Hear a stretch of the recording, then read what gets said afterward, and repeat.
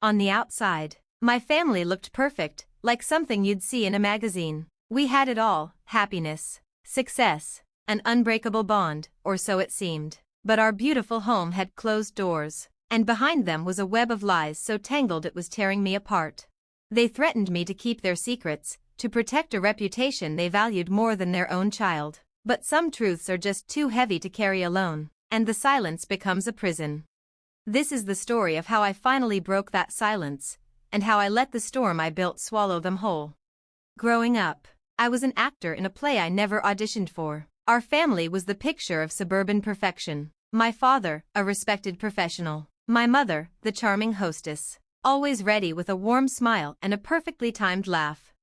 Our house was immaculate. Our holidays were enviable. And our family photos looked like they belonged in a catalog. That was the script, and my only job was to stick to it. Never, ever go off book. The pressure was crushing. We had one unspoken rule: we do not air our dirty laundry, ever. The family's public image was paramount, a fragile thing that had to be protected at all costs.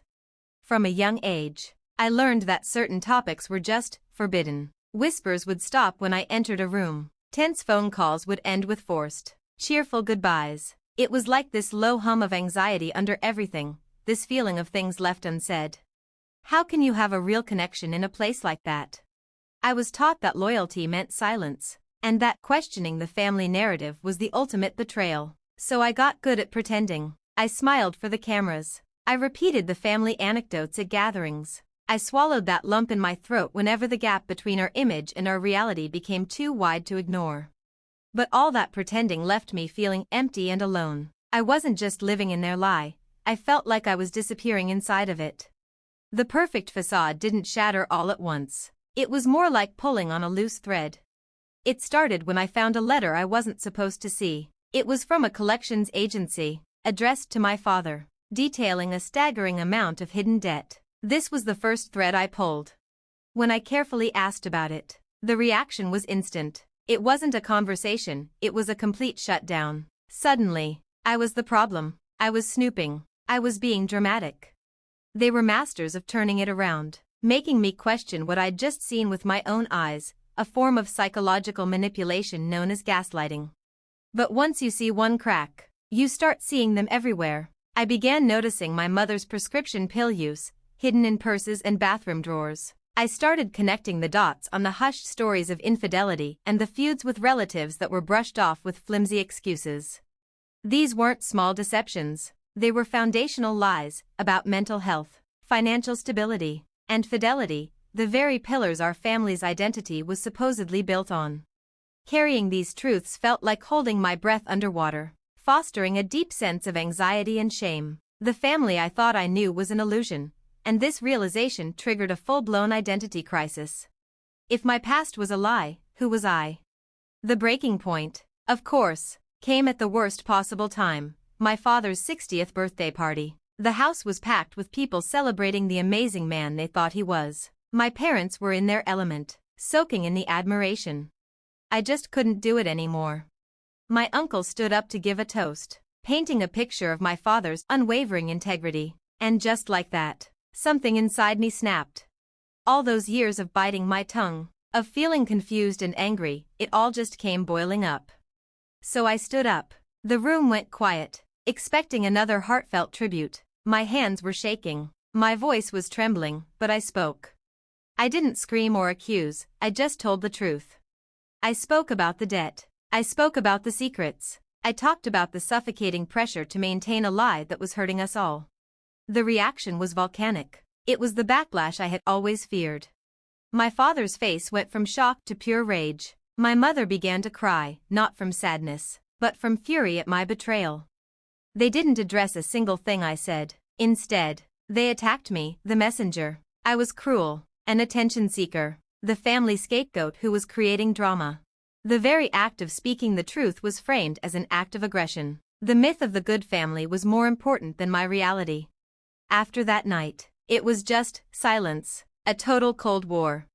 In the days and weeks that followed, some family members cut me off completely. Calls went unanswered. Texts were left on read. At a time when I needed support the most, I was met with denial and ostracism. The message was clear: I had broken the code, and now I was an outcast. The pain of this rejection was indescribable. It felt like a confirmation that their love was conditional on my silence. I wrestled with immense guilt and self-doubt, wondering if I had done the right thing. But underneath all that pain, another, quieter feeling began to emerge: relief. The burden I had been carrying for years was finally gone. I was no longer participating in the lie. For the first time, I felt a sense of freedom and authenticity. While they chose to preserve the shattered pieces of their facade, I had chosen to walk away and breathe fresh air for the first time. The shock was real, but so was the terrifying and liberating release of finally being honest. Going through this was one of the loneliest experiences of my life. If you've ever felt the weight of a family secret, or been made to feel like the problem for speaking an uncomfortable truth, please know, you are not alone. Share your story or a word of support in the comments below. Let's create a community where our truths are heard and validated. Healing isn't a straight line. It's a messy process of picking through the debris and deciding what to keep. I sought professional help to process the grief for the family I thought I had, the anger at the deception, and the lingering self-doubt. Therapy gave me a safe space to acknowledge the pain without judgment, and to understand that I wasn't responsible for their choices. A crucial part of my healing was learning to set firm boundaries. This meant not engaging in arguments designed to gaslight me, refusing to accept blame for their actions, and protecting my own mental well-being above all else. It was difficult, but necessary for my survival.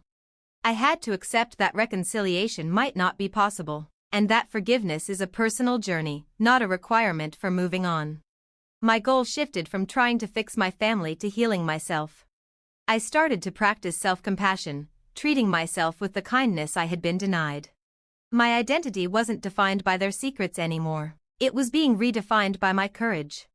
This struggle was becoming my strength. Breaking the silence was the hardest thing I've ever done. It cost me the family I thought I had, but it gave me back myself.